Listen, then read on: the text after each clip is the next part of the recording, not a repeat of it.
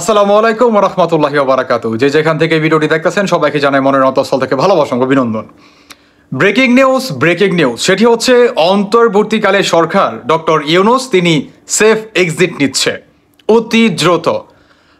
জাতিসংঘ থেকে ডক্টর ইউনূসকে চরমভাবে একটা বার্তা দেন, সেটি হচ্ছে বাংলাদেশে যদি আর একটা গণহত্যা হয় কিংবা বাংলাদেশে যদি সংখ্যালঘুদের উপরে আর কোনো দখলবাজিতা কিংবা গণহত্যার শিকার হয় কিংবা আওয়ামী লীগের নেতাকর্মীদের উপরে যদি আর একটা আপনার অত্যাচার, মব জাস্টিস কিংবা আপনার দখলবাজিতা থেকে শুরু করে আপনার মব ক্লিন থেকে শুরু করে যত অরাজকতা সৃষ্টি আছে, যদি এগুলা ঘটায় তাহলে ডক্টর ইউনূসের 12টা বাজাই দিবে।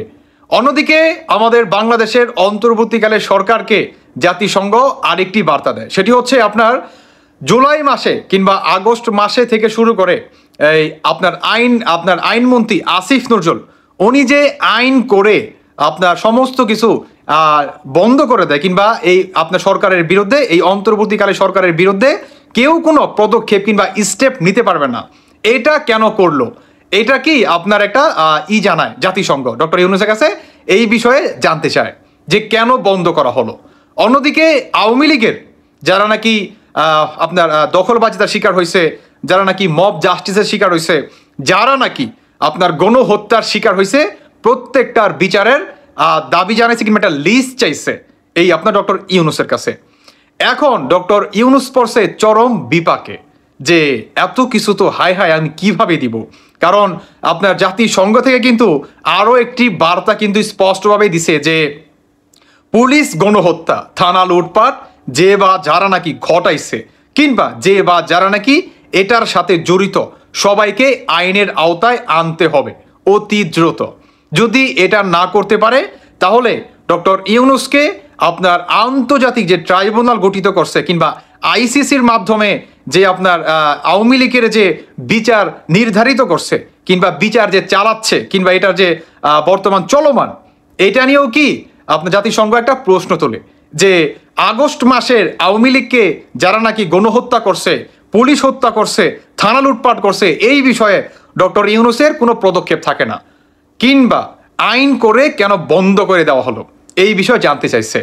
তাহলে সেফ এক্সিট কেন নিবে অন্তর্বর্তীকালে সরকার ডক্টর ইউনূস? ডক্টর ইউনূস বর্তমান তার পিছনে জাতিসংঘ থেকে চরমভাবে বাম্বু আসতেছে, বাম্বু। শুধু এটাই না, আপনার এতদিন ইন্ডিয়াকে যেভাবে খাটো করে কথা বলছে, আমি কিন্তু আপনার 2-3 দিন ধরে কিন্তু একটা কথা বলে আসতেছি যে আমাদের বাংলাদেশ হচ্ছে একটা দেশ। এই দেশকে যদি চলতে হয় সবার সাথে আপনার শান্তি বজায় কিংবা বন্ধুত্ব সম্পর্ক রেখে তারপরে সামনের দিকে এগিয়ে যেতে হবে।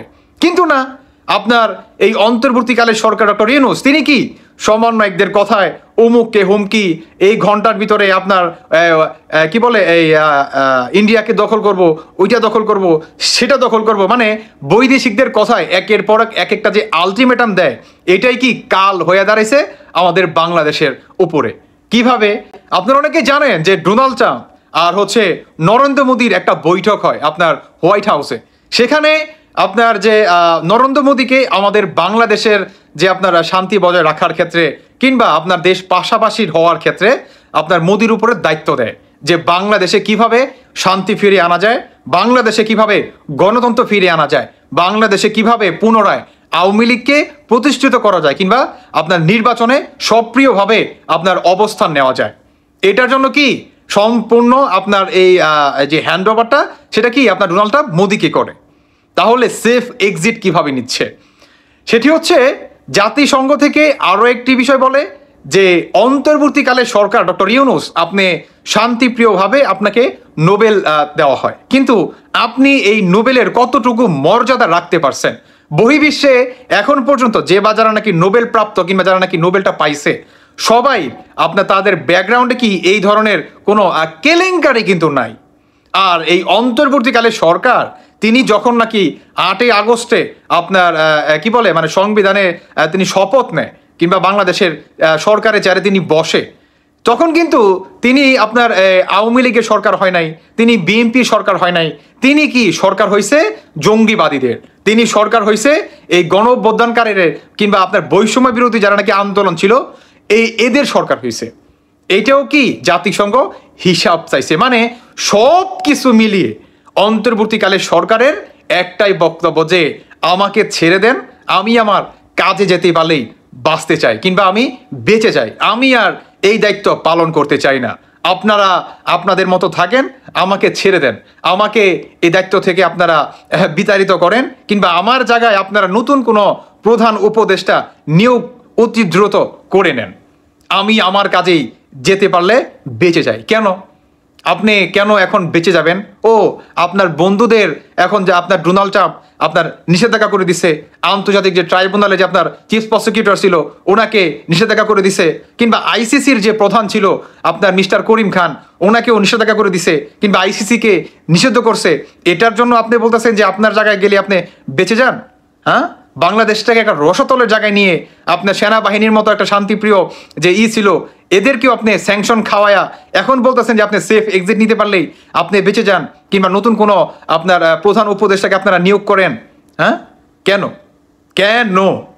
কেবল তো খেলা শুরু। বর্তমান আপনি বাংলাদেশটাকে যেভাবে চালাচ্ছেন, এখন আপনি সেফ এক্সিট নিতে চাচ্ছেন, এত সোজা না তো। কেবল তো খেলা শুরু মাত্র। কেবল কি খেলা শুরু মাত্র, সামনে আরো হবে। সেফ এক্সিট এত সোজা না। কেবল তো জাতিসংঘ থেকে আপনার এই আগস্ট মাসে যারা নাকি গণহত্যার শিকার হয়েছে, আওয়ামী লীগের যারা নাকি গণহত্যা করছে, যারা নাকি পুলিশ হত্যা করছে, সম্পূর্ণ ব্রায় ডাটা কিংবা একটা লিস্ট চাইছে জাতিসংঘ আপনার কাছে। আপনি এগুলা দিবেন না? এগুলা না দিয়ে কি আপনি পার পেয়ে যাবেন?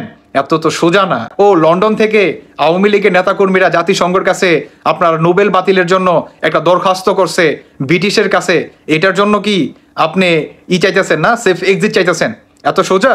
মানে দেশটাকে আপনি একটা রসতলে নিয়ে আপনি বাংলাদেশ সেনাবাহিনীকে স্যাংশন খাওয়ায়া সমস্ত কিছু খাওয়া দাওয়ার পরে এখন বলতেছেন যে আপনি আপনার কাজে যেতে পারলেই বেঁচে যান।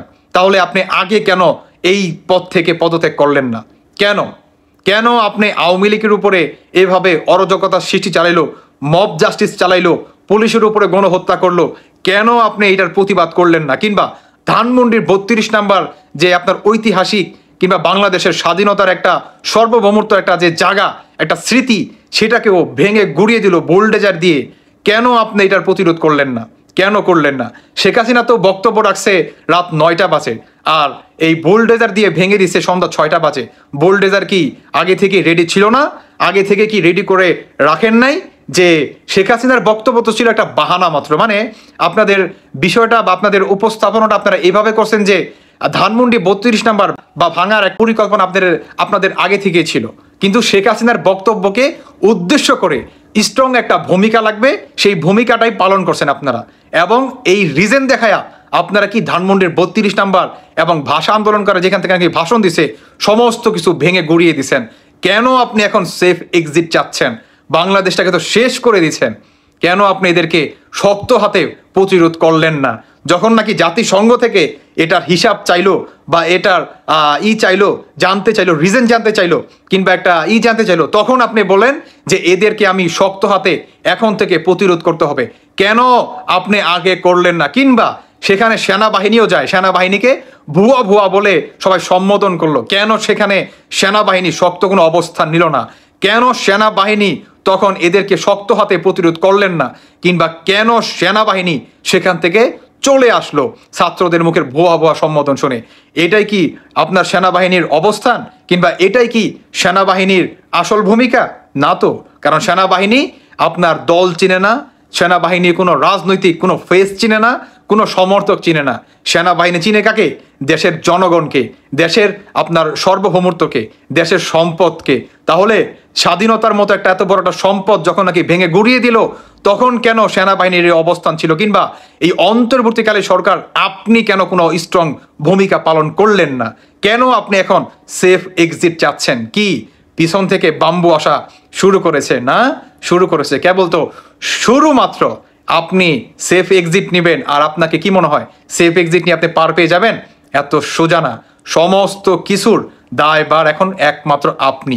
আপনাকে এটার হিসাব অবশ্যই দিতেই হবে, দিতেই হবে।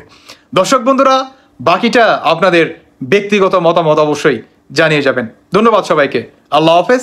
আসসালামু আলাইকুম।